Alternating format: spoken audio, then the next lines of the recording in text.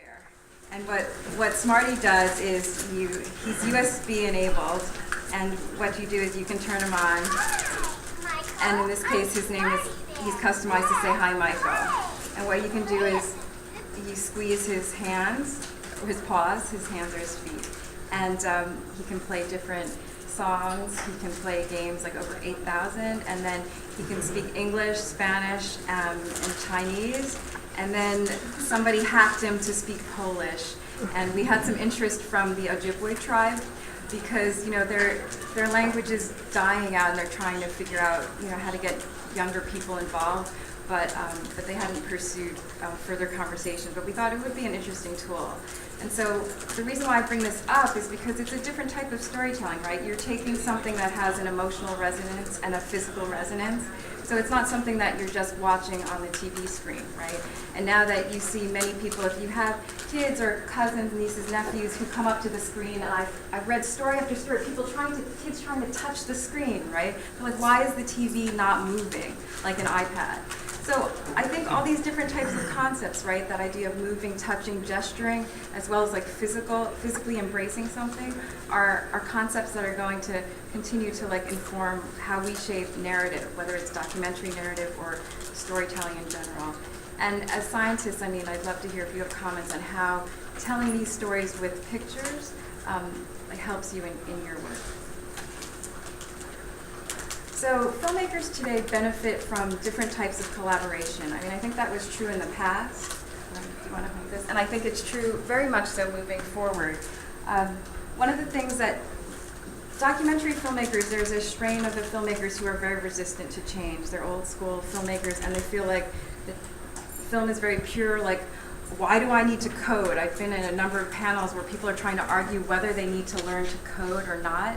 And I think that's not the issue that we should be discussing. It's about the appreciation for creative technologies, as well as the understanding that you can work with a technology person, or understanding enough of why the technology is useful to you. So in documentaries, POV works with PBS, and they have been sponsoring a series around the country of hackathons. And Tribeca Film Institute has done this as well. And if it's something you're interested in, there's usually a great need. Like I've helped them try to recruit for hackers. So it's people who are programmers or interface designers. And I've been involved actually with another project I'll tell you about later, from the iteration and the development of, in one weekend, what kind of MVP, right? What product can we create in a weekend that will help the storytelling move forward? Some days when I'm more cynical, I feel like, well, we tried doing this with DVDs and CD-ROMs, what is so new? But actually, there are new things. One example that I wanted to give you is not from my work, but is something called the Empire Project. And I didn't want to click on it now. I think you can explore it later. Here is the link. But what happens is these two filmmakers are talking about colonialism and Dutch colonialism.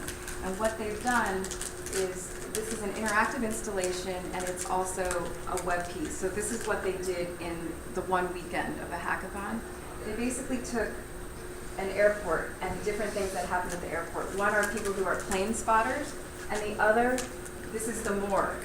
And what happens is, remains are repatriated, and because of the reach of the Dutch colonial system, right, or people coming to work there, people want to be buried, they want to go home. So what they've done is, and it's a simple concept, but I think it was very elegantly created, and it was also premiered at the New York Film Festival recently. What they did was they had this slider. So you have two narratives going on at the same time, right? And they've edited it. And what you can do is, depending on how you move the slider, you'll be able to see more of which narrative. And it's contrasting something very starkly, right? In this case, it's the remains being repatriated and the plane spotting. But they've also done this for other episodes throughout the world. I think they were in Sri Lanka first. So I thought that was a very good example of, they needed a UX person, and they needed two, I think, one back end and one front end designer to kind of more fully express this idea, right? And they iterated on this. So again, I encourage you to get involved, or to think about how you could use media to your advantage in your field. So, another thing that's very close to my heart is I've worked on documentaries on and off for a number of years, but I just finished my first as a director. And it was a tough one, and it's hard to mess up because it is about a prisoner of war in Japan during World War II.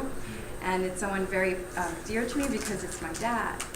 So to give you a little bit of background on it, it could have been called 102, but actually the title of the documentary is called Every Day is a Holiday. And the reason why I say 102 is because if you can see, it's a little blurry now, but so my dad was born in Malaysia, and then he was a prisoner of war in Japan.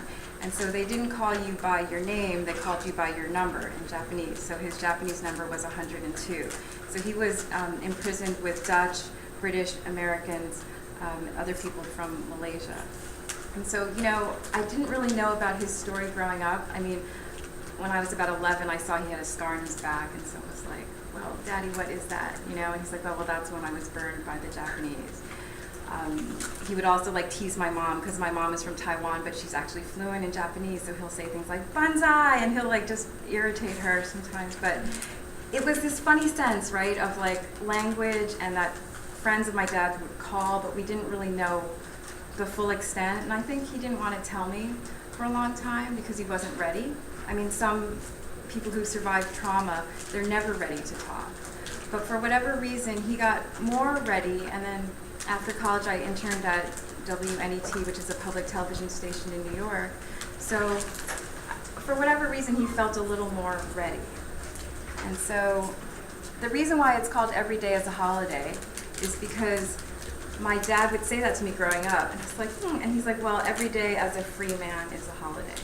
So to give you a little example, the style of the documentary is very homegrown feel, because it took me years to get the full story from my dad.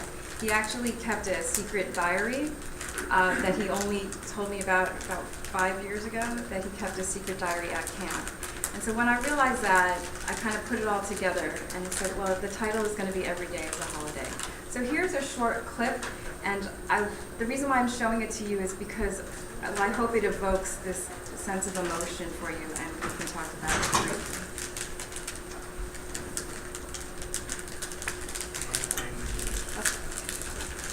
No more work the next day, that means something, right? After that, you work your ass off, and all of a sudden, no more work. Yep, August 15, it was on a Wednesday, August 15, 1945. Liberated prisoners of war, the first fruits of victory, the immediate prize of peace. 23,000 Allied soldiers, sailors, Marines are freed from camps throughout Japan.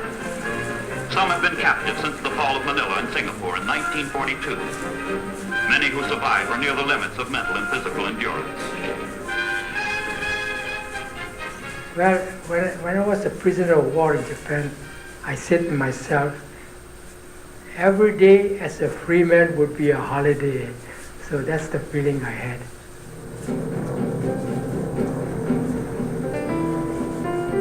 So this says, the Japanese government has surrendered. You will be evacuated by Allied nations forces as soon as possible.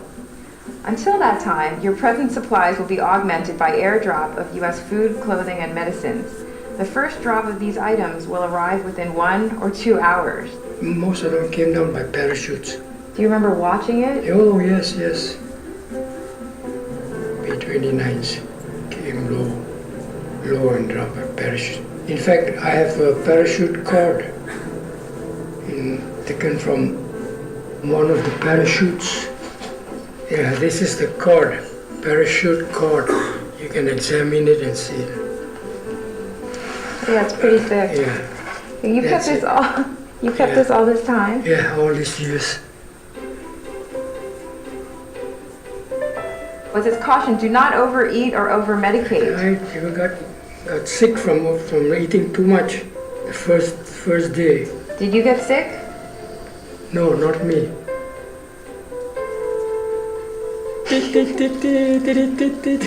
I found it. I'm glad you found it. You're going to be really mad. Yeah, I get very... Wait, gentlemen. very, what you call, frustrated when I don't find it, you know. I knew I had it. Yeah. You did. Yeah. Can you see it?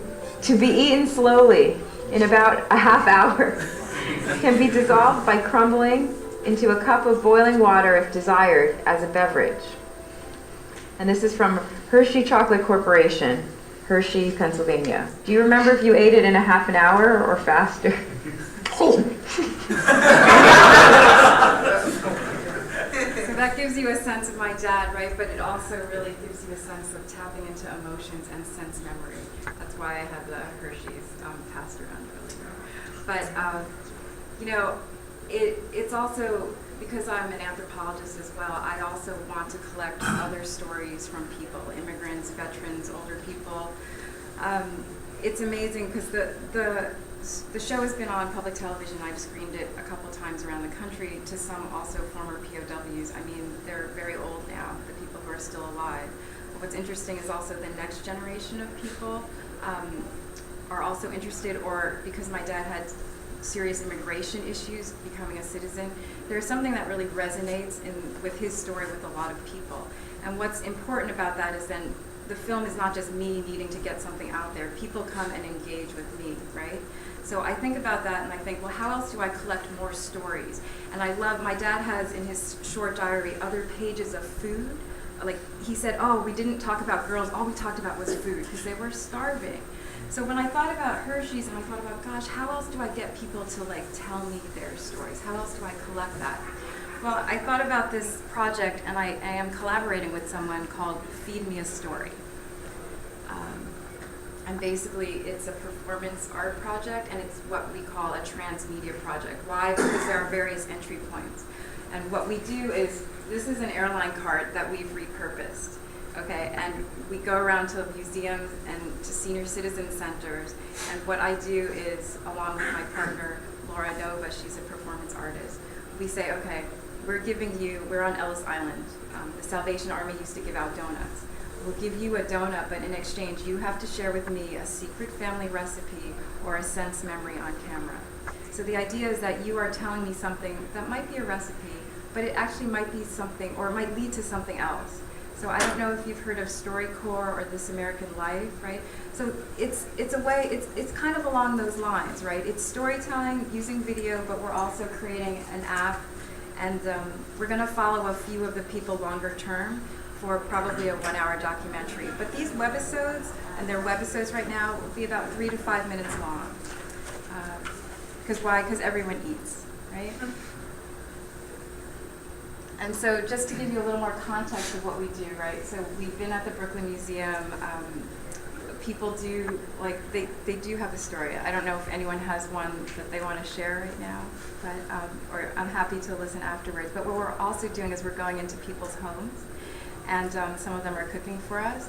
And we've also been speaking with the Metropolitan Museum of Art and the New York Public Library, and actually that's where I could use some help because I'm interested in collecting data using recipes or using other information that we can contextualize, like either immigration pattern or regional patterns of where people have come, and we're dealing with food anthropologists and probably geographers.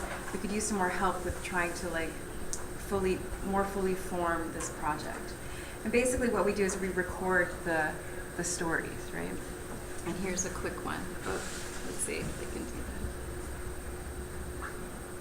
that. My name is Pearl, and my story about food is that when I was 7 years old, I lived in Bushwick, and I was coming down the street heading home with my girlfriend Annette, I think, and I looked on the street and there was a cat all mashed up, like a kid run over it. It was all like ground up, terrible.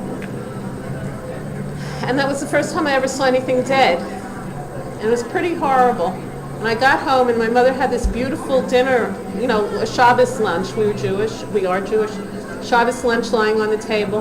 And it was, part of it was kasha varnishkas. I'll describe that in a minute. It's a very delicious food. It's made from kasha, which is like a grain. And varnishkas, I guess, is like bow tie pastas. She's drawing the bow ties over here. and mixed with onions. It's just fried onions. It's just delicious. It was one of my favorite foods up until then, and I couldn't eat kasha varnishkas for a few years after that. It was sad. But now I'm vegan, and kasha varnishkas is one of my favorite foods. And that's my story, and I love kasha varnishkas, and I love... And she loves Brooklyn. But she lives in Manhattan. She lives in Manhattan now. But this was taken at the Brooklyn Museum. And so this is an example of the type of work we do. This was a bit of an iteration because you saw the other artists drawing the kasha varnishkas. So instead of giving food out, because we thought we were going to be indoors, and in some of the museum spaces it's a little tricky to do that, we partnered with some illustrators, and they would draw, we called it the Last Supper. So we asked them, what is your Last Supper? Leaving that very broad, right? Because there are obvious answers to that, right? What you ate last night, if you're going to die, what is your last meal?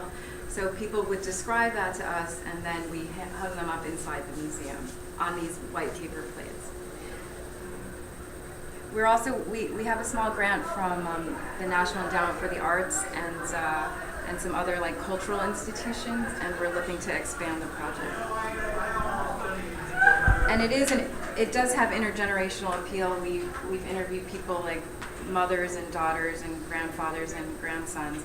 So we also wanted to ask people like, well, what is their emotional response? So in one hackathon we had in our interface, how do you feel? And if the person types in loved, we have a synonym generator, and so it could figure out what other recipes might come up or stories based on your question. But you could also search more typically, right, for cuisine, region, etc. And eventually what we're hoping is that people will create this video cookbook and we'll have more user-generated content, and that's always a tricky thing, so it's something that we're still working on. And as I said, we're also working with senior citizen centers. There's this idea of creative aging, right? So what we also do is we teach them how to use, like here's a flip cam, we also teach them how to use iPads. And so it's being beta tested in New York City, but we'd like to, again, take it around the country. And like I mentioned earlier, we'd also like to look at these other sort of food databases or cultural databases to see how we can merge the information. And also at the Met, what we're hoping to do is talk to like curators who are talking about like why food might be interesting in this certain painting or this certain region, and tie it into a person who's gone to the museum who's sharing a food story. So the evolution of Every Day as a Holiday, well, that's been a tough for me because it is a 1 hour like made for TV documentary. But there's a lot else that I wanted to think about. I at first thought my dad took this journey on a ship, a terrible journey to get to Japan. So I thought, oh, could we use like sub-sim, like some sort of game to enact what actually happened and to figure out what dates. But then I said that doesn't quite work. So something that I'm iterating on now is hacking the Kinect. So I don't know if you've played with the Kinect, but it's kind of what I was talking about earlier with people who like to touch things, right, or use gesture-based controller, like a Wii. And so I took a class at NYU's ITP camp this summer, but what happens is my dad has this story that I couldn't use in the film, which is about saluting. If you didn't salute or bow low enough when you were going to the bathroom, even in the middle of the night or whatever, the guard would beat you. And so what I thought was, well, maybe this ends up being more of an installation, but maybe you can eventually do it on your phone. Could you figure out how to, like, if you salute, right, or bow, and if you don't do it right, the video doesn't trigger. But if you do it right, then the video triggers. So it's simple, right, but it's something that could maybe bring someone in, because then you realize, oh, or it causes you to think a little more. Right? I mean, who knows, it might be a cockamamie idea, but I prototyped it, and so I'm going to figure out what else to do. But what was interesting about that is, well, then you have to find the right content. And so what is really funny is that the Japanese Maritime Forces recently wanted to increase people to like have more respect and learn how to salute. So they created, no kidding, an iPhone app to teach you how to salute. It's called the Salute Trainer. And so what I did in this mashup was take the video content, which has since been it was like hidden. So thank God for the Wayback Machine, because then I could find the video. Because I think they translated it into English and it was a bit jokey, and some of the jokes maybe were too jokey for a military organization to have online. But basically they show you how to salute, and so I juxtapose that with sort of the video of my dad explaining to me like, the ramifications if you didn't salute or you didn't do something properly.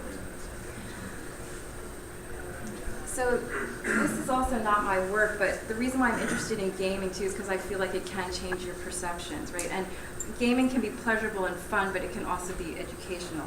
And this game is created by someone named Brenda Romero. Her other name was Brenda Braithwaite. I might be mispronouncing that, but she is a game designer. She does like Facebook games, and she's done other online games and PC games. But she also likes to do these one-of-a-kind art pieces. And she's done one about the Middle Passage. She's of Irish heritage, so she's done one about that. She's doing something called Mexican Kitchen Workers because she's interested in, again, understanding things about race and heritage and story. So this one is called Train, and you can see like the broken glass. They're, again, one-of-a-kind pieces. But you play this game, it has strict rules. And then you get the people to the terminus. The challenging thing is once you get people to the terminus, like you realize that this is actually a game that she used to teach her child about the Holocaust. So you realize in this game, winning is not winning. But there are also ways that you can play this game, and she left enough room in the rules that you can subvert the game a bit, or you can choose not to do something, right, to have a better outcome. So I just wanted to leave you with that, and that's how to contact me. So I'm open to questions or comments.